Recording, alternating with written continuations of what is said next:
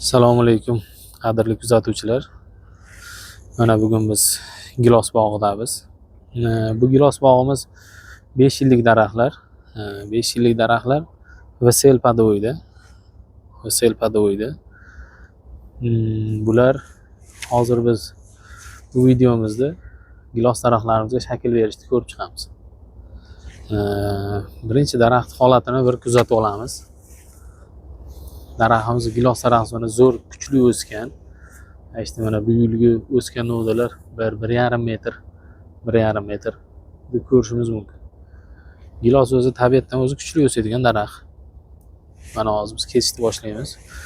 Birinchi o'rinda biz aylanasiga mana o'tgan yil shakl berganmiz, shoxlar qoldirib, ona shoxlari qoldirib olganmiz. Ona shoxlar qoldirib olganmiz. Endi bu yerda kuzatishimiz mumkin, bu ona shoxning uchidan 3 ta 4 ta shoxlagan. Biz iloji boricha bitta qoldirishga harakat qilamiz. Bittalik qoldirishga.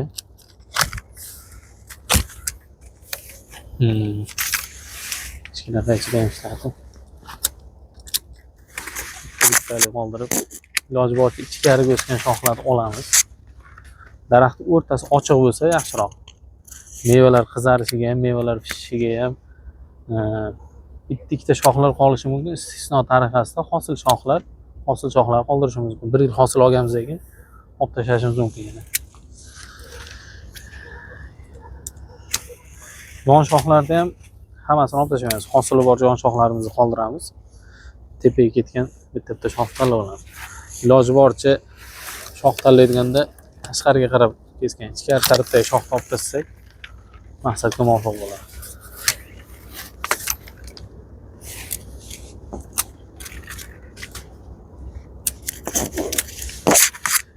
Mana bu yerda ham ichkari tarafga ketganini olamiz. Bitta qoldiramiz. Bu shoximiz ham shu xuddi shunday. Ichkari ketganini olib, shoximizni qoldiramiz. Endi bu yerda daraxtlarimiz zo'r o'sgan. Juda chiroyli. Ko'rish mumkin. Ichkari ketgan shoxlarni olamiz.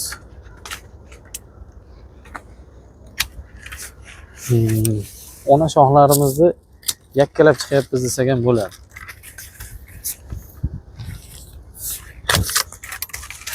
Olamiz. Mana bu yerda ichkariga qarab o'sgan shoxlar.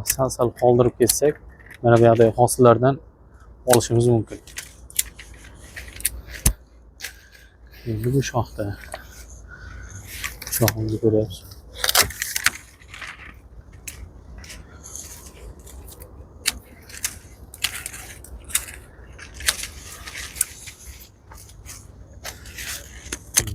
Yangi shoxlar.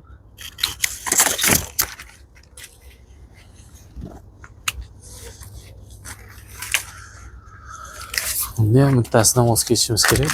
Bizga tikroq o'sgan shox topib qolamiz. Bu yerda mana ichkariga o'sgan shox olamiz.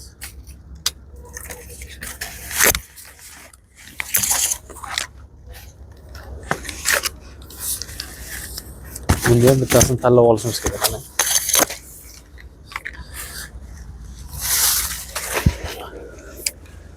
daraxtimiz mana shoxlarni hammasini yakkalab oldik. Bizga hozir nechta ona shox qolyapti? 8 ta 9 ta ona shox qoldi. Biz endi uni tepasini kesib tenglab olamiz hammasini. Iloji bo'lsa agar e'tiborli bo'lib, agar vaqtimiz bemalol bo'lsa, har doim tashqi kurtakka qoldirganimiz yaxshiroq. Endi agar katta bog'larda, massiv katta bog'larda endi bunga qarab kesish sal imkonsizroq, chunki vaqt oz. Daraxtlarni kesish kerak tezroq.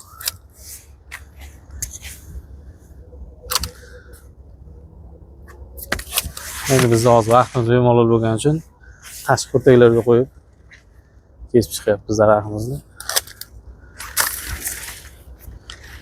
Tashqi kurtaklarga.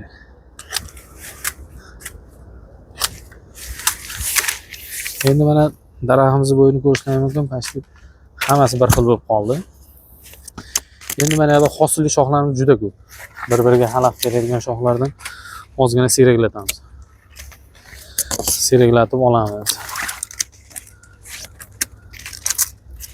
Iloji bo'lsa bir-biriga xalaq bergan ichkariga qarab yorug'lik tushishi past bo'lgan shoxlarni olib tashlasak yaxshi bo'ladi. Mana bu shox mana hozir ikkalasi bir-biriga qarama-qarshi bo'lib qolgan, bir-biriga xalaq beradi. Ikkalasidan bittasini tanlab olishimiz kerak. Biz endi hozir mana bu shoximiz kuchli o'sibdi. Buni sekin bu yerdan qaytarib, yonidagi pastga shox qo'yib, bunisini ham qaytarib qo'yamiz. Kelajakda bu yerdan biz hosillar olamiz. Mana bunimizda ham mana hosil kurtaklar bor. Buni ham sal kaltaroq kalta qilib qo'yamiz. Hali 1 yil bo'lsa ham hosilni olamiz. Bu yerda juda ko'p shoxlarimiz.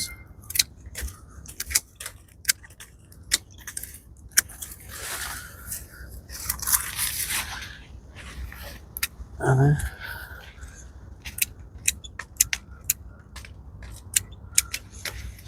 mana shoxlarimizda meva bor. Shuni sal kaltartirib qo'yamiz. Ularni silkib qo'yamiz. Bu mevali shoxlar bizni 2026-yilga mevali hosil kurtaklarimiz. Mana bu yerda bor, bu yerda bor.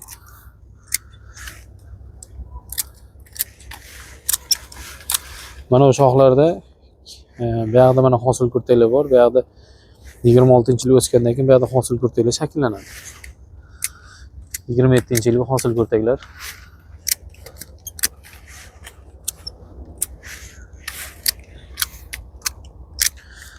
Ularni sal uchun kalta-kalta qilib chiqsak, keyin yana o'sish yaxshi bo'ladi. Mana bu shoximiz juda egilib qolgan. Mayli 26-yilga hosillari borligi uchun istisno tariqasida qoldiramiz. Keyingi yilga bu shoxdan ham voz kechamiz.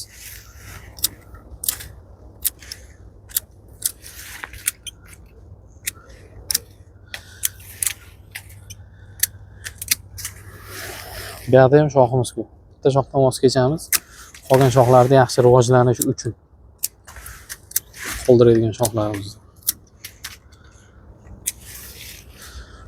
Bu endi shakl berish usulimiz. Endi gilosda ham har xil shakl berish usullari bor. KGB deyapti, ispan butasi deyapti. Oddiy o'zimizni eskidan shakl beradigan usulimiz kosasimon shaklga yaqin usul. Kosasimon shakl desak ham bo'ladi. Mana yerda mana buni shoxlar ko'rishingiz mumkin. O'tgan yil quyosh yaxshi yemagani uchun shoxlar qurib qolganini ko'rishingiz mumkin. Shuning uchun yorug'ligi daraxtni kesishda yorug'ligi teng taqsimlab, to'g'ri taqsimlash maqsadga muvofiq. Mana daraxtimiz mana shoxlardan. Mana 1 yillik o'sgan shoximiz. Bu teskari o'sayotgani uchun bundan voz kechamiz. Bu yerda hosil kurtak borligi uchun hosil kurtakka qaytarib qo'yamiz. Hosillarni olamiz.